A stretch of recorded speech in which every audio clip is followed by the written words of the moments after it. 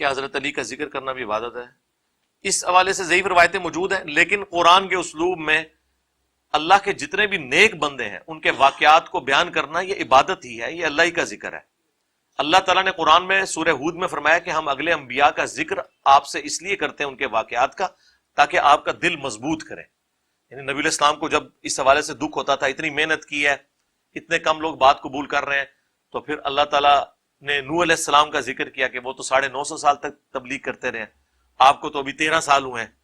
تو اس سے نبی علیہ السلام کا دل مضبوط ہوتا تھا. اللہ کے نیک بندوں کا ذکر کرنا، انبیاء کے علاوہ بھی سورۃ الکہف میں اصحاب الکہف کا جو ذکر ہے وہ انبیاء تو نہیں ہے، وہ صحابہ بھی نہیں ہے، وہ ایٹ لیسٹ تبع تابعین ہیں حضرت عیسیٰ علیہ السلام کے، ان کا ذکر اللہ تعالیٰ نے کیا ہے اور نیک بندوں کا ذکر کیا ہے. تو نیک بندوں کا ذکر ویسے ہی عبادت ہے، خواہ سیدنا علی کا ہو، سیدنا ابوبکر کا ہو، امام بخاری کا ہو، امام مسلم کا ہو، کسی کا بھی ہو نیک بندے کا ذکر. لیکن اس ذکر کو کرنے کے بعد اس میں سے کچھ نکالنا ہے، اس بندے کی عبادت نہیں کروانی، گاڈ اورینٹڈ کرنا ہے. ہاں، یہاں لوگ شخصیات اورینٹڈ لوگوں کو کر دیتے ہیں. کیا حدیث کا منکر کافر ہوگا؟ مطلقاً جو سنت کا انکاری ہے وہ تو کافر ہے. جو کہے کہ میں صرف قرآن کو مانتا ہوں، قرآن کے علاوہ کوئی سورس آف نالج نہیں ہے دین کا، اور جتنی چیزیں عملی تواتر سے، سنت سے، یا قرآن کے علاوہ جتنی بھی چیزیں ہیں جو دین کے حوالے سے ٹرانسفر ہوئی ہیں میں ان کا انکاری ہوں، تو وہ تو پکا کافر ہے. اور تمام مکاتب فکر کے نزدیک ظاہر ہے یہ پیرلل میں 2 سورسز ہیں، اور وہ اس لیے کافر ہے کہ وہ قرآن کا انکار کر رہا ہے. قرآن میں ہی ہے الحج اشہر معلومات، حج کے مہینے سب کو معلوم ہے. قرآن نے نہیں حج کے مہینے بتائے، سب کو معلوم تھے. عرب کے لوگوں کو پتا تھا حج کے مہینے کون سے ہیں. رمضان کے فوراً بعد حج کے مہینے شروع ہو جاتے تھے کیونکہ لوگ پہلے ٹریول کرنا شروع کر دیتے تھے. ویسے تو آخری وہ 10 دن کریٹیکل ہے نا، ذوالحجہ کا جو پہلا عشرہ ہے، لیکن اس سے پہلے ہی لوگ قافلے نکل پڑتے تھے، تو ان سب کو حج کے مہینے کہا جاتا تھا. لیکن قرآن نے نہیں بتایا، قرآن میں کوئی ڈیٹ نہیں آئی ہے کہ حج کس دن ہونا ہے. سورہ حج موجود ہے، یوم عرفہ کا ذکر ہی کوئی نہیں ہے کہ 9 ذوالحجہ کو ہوگی. تو یہ کس سے چل رہی ہے؟ سنت سے. نماز کا طریقہ سنت سے، سنت کا ہی ریٹن ریکارڈ ہے احادیث.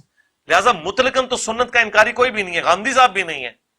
غامدی صاحب کا بھی یہ موقف ہے کہ سنت کا انکار کرنے والا کافر ہے.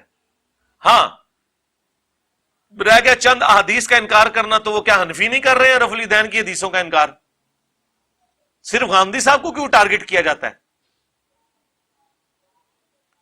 تو اس حوالے سے میں نے ایک ویڈیو ریکارڈ کرائی ہے غامدی صاحب سے متعلق 20 سوالات، مجلس 96، جس میں غامدی صاحب کے کچھ تفردات ہیں جو ان کو میں نے ایڈریس کیا. بیسیکلی وہ غامدی صاحب کے حق میں نہیں ہے ویڈیو، کچھ چیزیں ان کی ڈاکٹرن کی جو پازیٹیو ہیں ان کو اپریشیٹ کیا ہے، جہاں پہ غلطی ہیں وہ ہائی لائٹ کی ہیں، وہ آپ ویڈیو دیکھ لیں.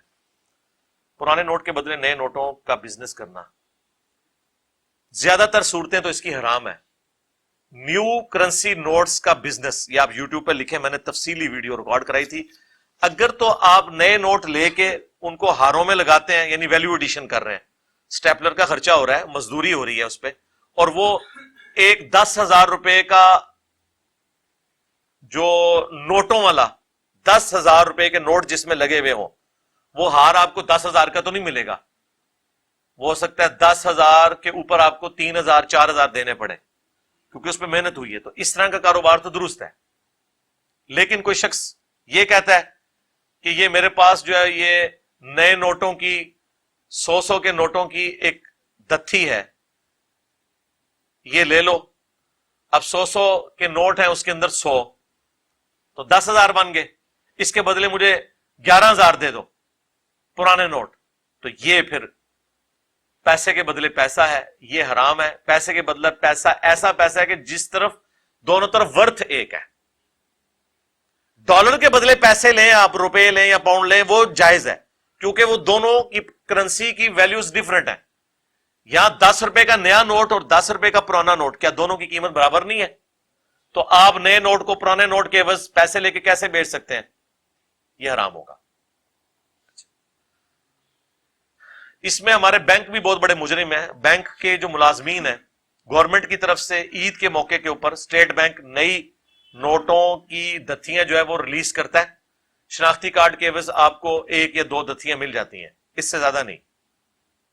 لیکن ظاہر ہے کتنے لوگ ہیں جو بینک جا کے وہ لیتے ہیں. پھر بینک کے ملازمین کیا کرتے ہیں؟